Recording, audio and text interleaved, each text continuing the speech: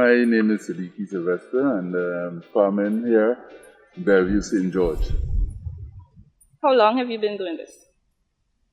I first started farming in 1990 when I returned to Grenada. I had an orchard at the time with various fruit trees, soursop, mangoes, cashew nuts, passion fruit, etc. All destroyed by Ivan. Every single tree was destroyed by Ivan. And it was very difficult after that, and I restarted in March of last year. So from 2007 to last year, I basically had stopped any farming. So, so now you're gonna just take us through the farm and show us some of the herbs and the other crops that you have been planting, and then you're gonna tell us why you chose to get into some of those crops. Okay? Okay. Well, as you see, the ones here with the kind of a yellowish thing, that's Tarragon, right? And what is this good for? What are the benefits? I can't mind tell you everything that is good for, but you can Google, you can find out that all of them have their significance, right? So there's Tarragon, of course. You have the Basil here, or the Basil, some people say, right? We have Santa Maria, we have Turmeric, we have stinging nettle, we have pretty bum, we have Venn-Venn, we have lemongrass in the distance, and that's about it for here. I think those are the main crops that we're going to be growing here. And why would you say you chose to get into those herbs? Well, I've always been one who thought that we need to maximize the benefits of the local herbs here. I know that years ago, when I lived in the States, I saw people paying a lot of money for things like lemongrass, etc. And I realized that more and more persons or people, they becoming concerned about their health and using natural means to enhance their health, so forth, so on. And I thought that the teas that you drink, or most people like teas, the teas that you drink can help in that. So basically, my decision was to concentrate on growing a number of herbs that can assist people in living healthier lifestyles. I see that you have some aloe plants here. Yes. What? It's a sprinkle of aloe. It's a sprinkle of aloe. Do you know off your head what the aloe plant can be used for? Off the top of my head, no. This morning, I can't tell you the aloe is for this or the... I know various things, right? But to tell you this morning what this plant is good for, the next plant is good for, I'll have to do a lot of thinking. But each one of them have their significance. Right. And I see that you have the scientific name. Yes. For each. Yes, we have not just the local name, but the scientific name attached to it. And that's how we intend to market it. We also have as you see, we have what we call the sleeping, the one when you step on it, yes.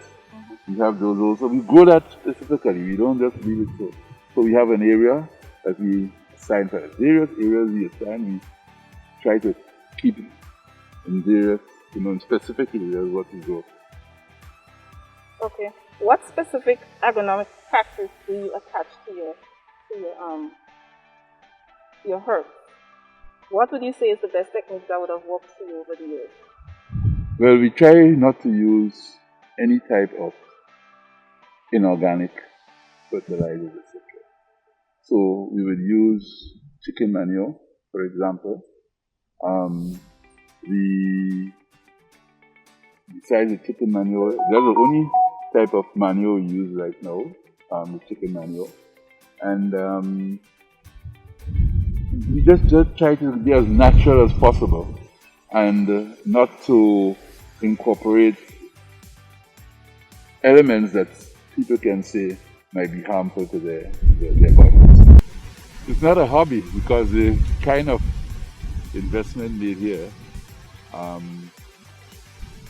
can't have it as a hobby. It requires a significant investment even to get here in terms of the road infrastructure. The road that you came up here now, we had to do the road in order to get access to the farm. And having persons here full time, we have 3 persons employed. It takes quite a bit of resources, so it's definitely not a hobby. It's an economic enterprise, and as I said, the intention is to get the herbs into bags that the tourist vendors can then offer to visitors to Grenada. So when you come to Grenada, you're not just getting a spice basket with some nutmeg or cinnamon, etc., but you'll be getting some of the natural herbs, whether it is the moringa, the lemongrass, the basil, the Santa Maria, whatever it is, you will get lots of these natural herbs when you visit Grenada. At this time, we're not exporting. We're looking at the local market. At this time, we have made a representation to the Bureau of Standards to certify our product.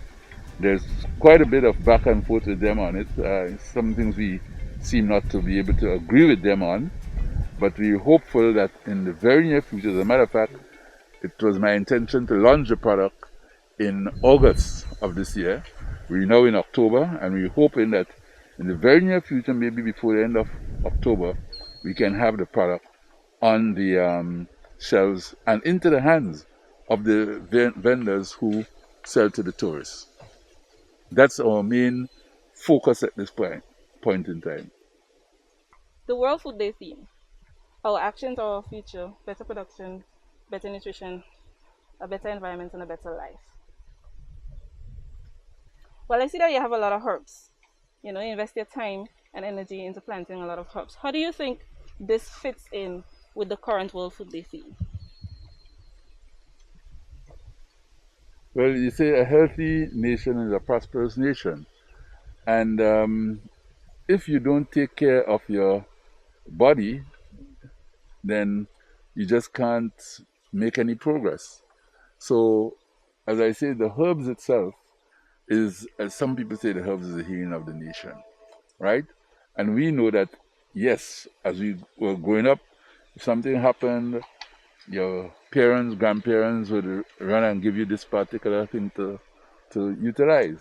We want to go a bit further because right now, all the information on these herbs is there. You can just Google it and you can see in an instant what are the benefits, right, of these herbs. So we believe that people generally worldwide are moving in that direction to utilize natural remedies and natural herbs to heal themselves. So we want to be part of that movement, really. Okay, so we're going to move away from the herbs a bit and talk about your cash crops. They're the cash crops, right. Right. So tell us, what do you have? Well, as I said, we have some guavas. In terms of a large acreage, we have guavas. We have about an acre of guavas that we planted between last year and this year, right? We have not started to reap any of the fruits of that yet. However, besides the guavas, I decided to plant just about every tree in Grenada here. So you have at least 2 of every tree grown in Grenada on the property, right? With the exception of 1 or 2. We had some problems getting the citrus fruits because of the disease that affects them. But every other tree grown in Grenada, you would find here on the property. Okay. How do you feel about your contribution to the food chain? My contribution at this point is negligible. However, the main thing that, as I have always said, in agriculture, what made money was the finished product. If you look at cocoa, what made money was the Milo, the Ovaltine, the whatever it is, right? The chocolate. With these herbs, hopefully you go from the garden directly to the consumer, right? So you're hoping to kind of cut that long chain between the production, the processing, and the end user, right? With the guavas, it's different because the guavas you then have to convert into the guava cheeses, so forth, so on, etc. But as far as the other crops are concerned, we're trying to cut that second, third link so that hopefully from the garden we can reach the consumer directly and get the kind of benefit that will make agriculture successful for the persons who invest in it. What we have done with the herbs, we also have some driers. So we use solar driers to dry them. They were made by a graduate of TAMCC, and we use natural processes again, solar, to dry the herbs. We don't go through any type of chemicals or so forth, so on. How do you think agriculture has transcended through the years? I think that there's a lot to be done for young people, and I don't consider myself young anymore, to engage in agriculture. They have to see it as providing a income and a livelihood for them, and the conditions for them to work in, just as if they were going to work in an office, right? We have tried here to do that. For example, we have a farmhouse here. The farmhouse we have, it's solar equipped. So the worker who stays on the farm, right, he has electricity, he has internet, he has running water, so forth, so on. Regular flushing toilet with a kitchen, so forth, so on. So hopefully we try to create the conditions for the persons who work to feel that yes, they're dignified. They don't have to go in the bush and dig a hole, right?